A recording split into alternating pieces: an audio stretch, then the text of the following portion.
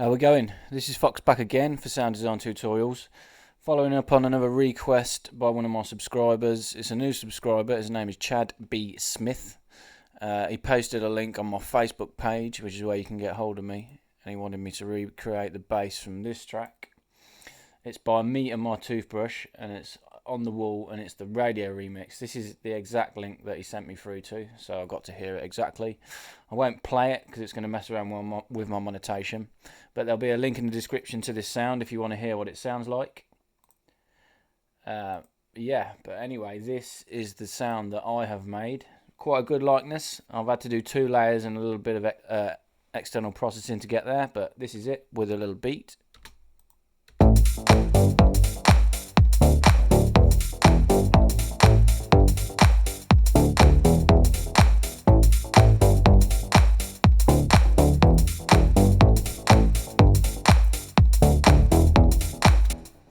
There you go. So pretty good, I think. Quite close. He had a range of different synths. As soon as I heard it, well, before I heard it, I knew I'd heard of the people before, so I knew it was going to be a deep, housey sort of bass. He said he had Serum and Massive. I tried it with Serum first and managed to do it pretty easily, so this is it. I'll just talk through for quickly what we've got. I've got 2 instances of Serum. It's exactly the same patch. One is just an octave higher than the other, just to help thicken the sound up. So this is the first one. EQ'd quite heavily so that it's only mainly the lows. This is the other one.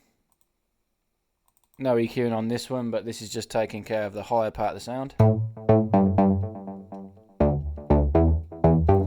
Both of them together. I've got a bit of external processing, I've got a bit of glue compression just to glue them together. I'm just accentuating this point and this point, which is 150 Hz and around 700 Hz. Got a bit of saturation and ping pong delay. I'll turn these off. I'll turn the EQ off as well. I'll keep the glue compressor on because it's only a bit of very light compression.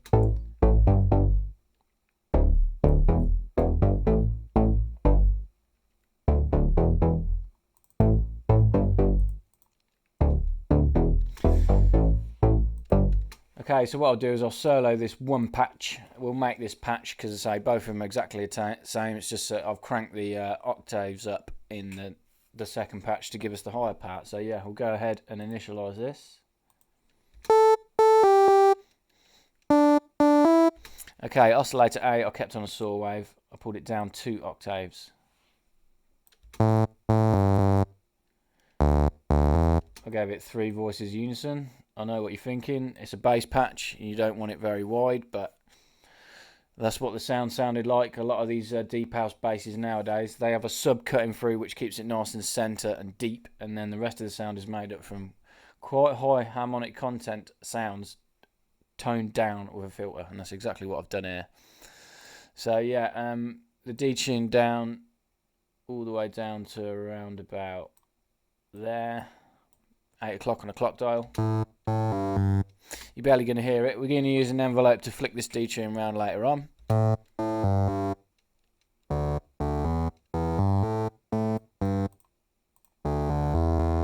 Okay, oscillator B is a square wave.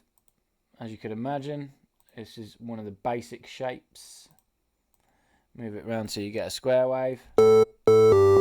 This one's down 3 octaves. This is creating the real deep part of the sound. 3 voices unison for this. Detune round about the same starting position.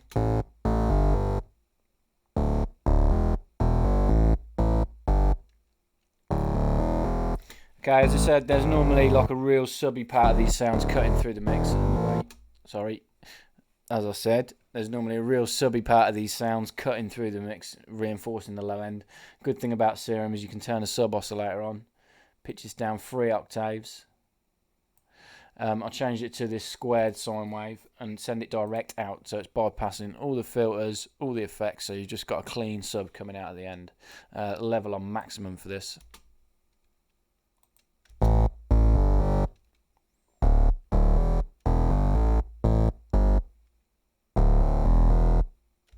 We need to increase the volume for oscillator A so it's slightly louder than B, around about 88%.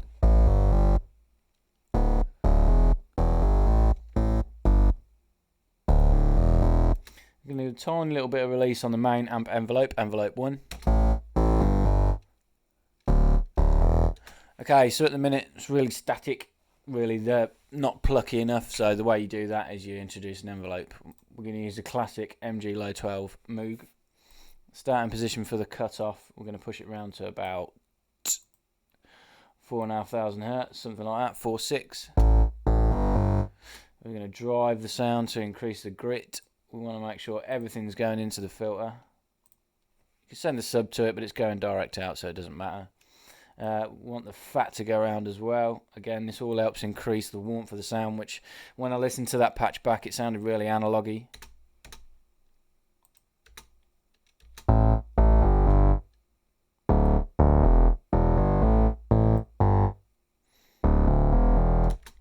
Okay, as always, an envelope, the main tool for sculpting these sort of sounds. Every deep house bass that I've done on my site always has an envelope on the filter. This one is no different. I chose to do the timed envelope downwards from a high point to a low point with the attack time. Sometimes you can have the starting position of the filter low and use a quick decay to whip it open, but this one sounded better with the filter open, as I say, around about 4,500 hertz, and then we're using the envelope to close it up quite quickly. So drag the envelope on, pull it round to about -50, and say the attack time now is going to specify how long it takes for this to close. So we just want to increase the attack time until it sounds how we want it. I'll set the decay up first. I had 200 or so milliseconds of decay. Sustain on full. Give it a slightly different arc. So yeah, we're just going to play with the attack time until we get that pluck that we want.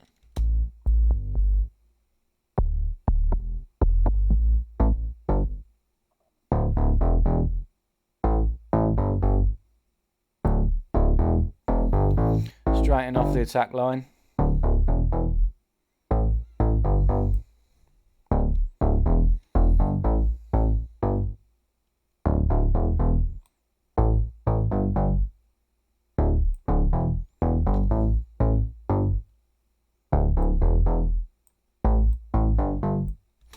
There you go, started to make the sound like how we want it. Just the effects now, just to help thicken the sound up, make it sound how we want it. Say, I use a hyper dimension again. You wouldn't think you want to use this on a deep house bass. I don't use the hyper, which is unison, so pull the mix down for that to 0.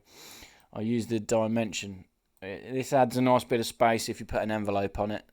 So yeah, we use that same envelope, envelope 2, drag it, drop it on the mix. And we want it to flick this mix round to about 16, 17.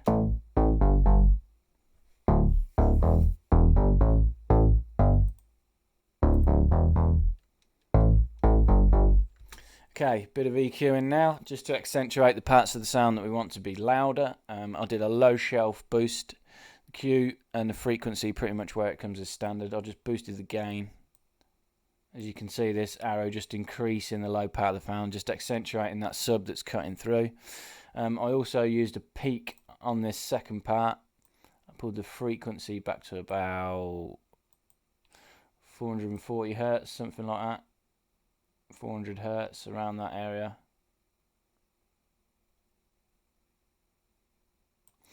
The Q back slightly so it was quite wide. Again, the gain to about the same, +10, something like that. Again, just accentuating the mid part of the sound.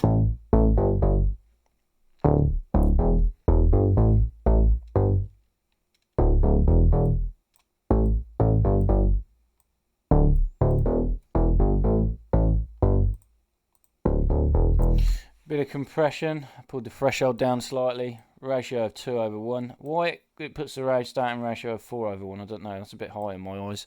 Most compressors normally start with a ratio of 2/1.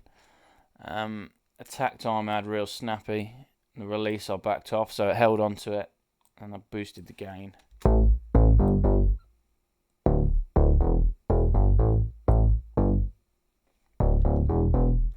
Okay, the last piece of effects that I used with inside Serum was Distortion.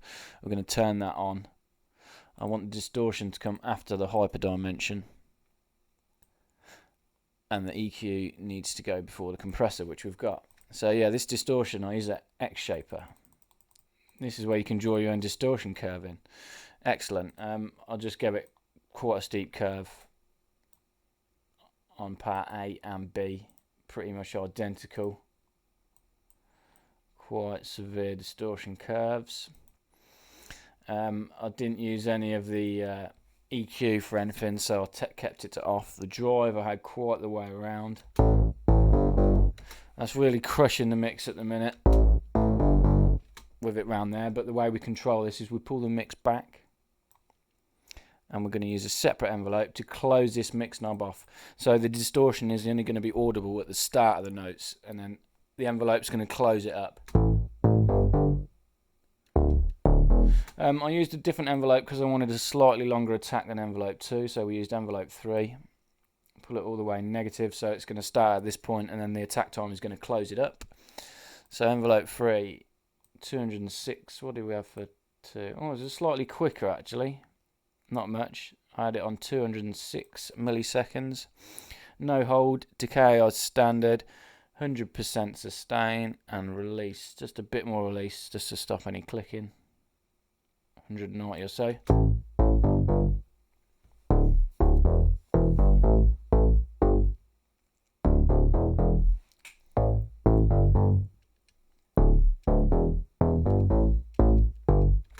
There you have it. I'll open this EQ up actually so you can hear what it sounds like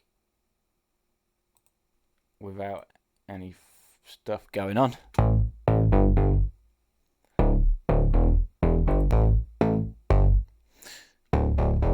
Got some raspy elements that I thought it was going to be better to split the sound, so I imposed a bell up there, and then this the bell was obsolete actually because the high cut was doing all the work.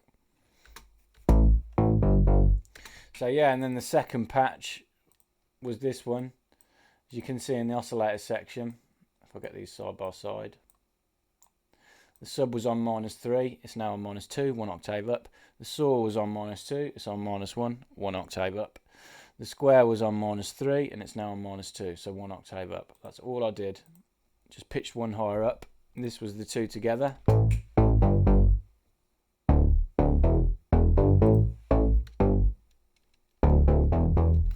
Talk about the external processing now. As I did inside Serum with the EQ in the effects section, boosting the low shelf and then boosting this frequency at around 400 Hertz. That's what I did inside here, except I boosted it a little higher just to accentuate that same sort of region, but for the second patch. So without and with.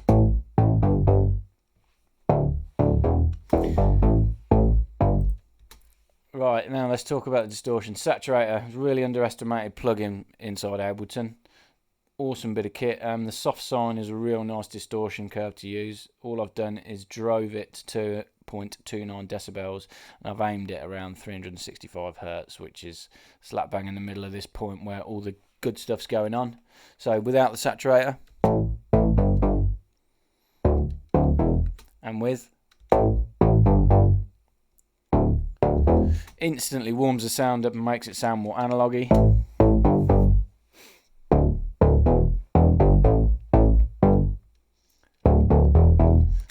What I added just to my taste outside of Ableton, I don't think it had it on the actual patch when I listened to the song itself. I added a bit of ping pong delay, nothing too crazy.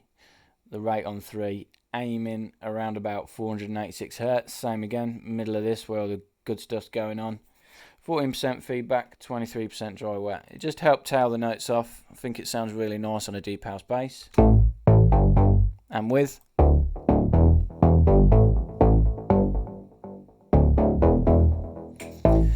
And with a beat.